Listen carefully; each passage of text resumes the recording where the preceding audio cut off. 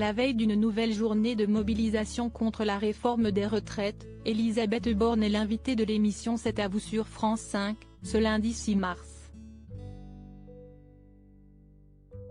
Selon un communiqué de France Télévisions, la Première ministre répondra pendant 1 heure en direct aux questions d'Anne-Elisabeth Lemoine et de toute l'équipe de C'est à vous. En poste depuis le 16 mai dernier, la polytechnicienne n'évoque que rarement sa vie privée et notamment son fils prénommé Nathan.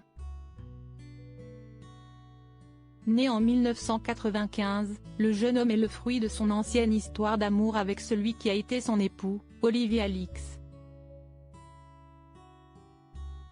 Les détails de son mariage avec l'enseignant-chercheur sont passés sous silence par Elisabeth Borne et c'est d'ailleurs la même chose pour sa vie familiale. Préférant briller pour sa carrière bien remplie que pour sa vie de mère, la Première ministre tient à en dire le moins possible sur son quotidien, et donc sur son fils unique. On sait juste qu'avec le père de ce dernier, ils se sont mariés le 30 juin 1989, lorsque la femme politique avait 28 ans et son époux 2 ans de moins qu'elle. Voilà déjà plusieurs années que le couple s'est séparé. Découvrez les hommes qui ont compté dans la vie d'Elisabeth Borne. Une passion commune pour le cinéma. En tentant d'en savoir un peu, on peut découvrir qu'un certain Nathan Alix, bel et bien né en 1995, a été attaché temporaire d'enseignement et de recherche à l'université Panthéon-Assas à Paris. Il a eu l'occasion de rédiger une thèse intitulée La sanction pécuniaire civile.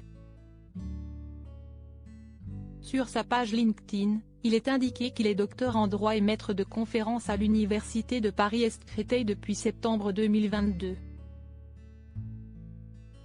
Par le passé, le jeune homme a eu l'opportunité de faire un stage au ministère de la Justice ou encore au tribunal de grande instance de Nanterre. En décembre 2016, Elisabeth Borne avait révélé au magazine Elle partageait la passion du cinéma avec Nathan, dévoilant être allée voir notamment Avengers, l'ère d'Ultron avec ce dernier. En juillet dernier, toujours auprès d'elle, elle avait confié que retrouver son fils en sortant de Matignon était l'un de ses plus grands plaisirs. Invitée dans l'émission Quotidien animée par Yann Barthès, mardi 30 août, la Première ministre a fait une très rare confidence au sujet de son fils unique. À titre plus personnel, j'ai un fils qui a 30 ans, qu'évidemment j'admire beaucoup, a-t-elle indiqué avant de confirmer qu'il fait du droit.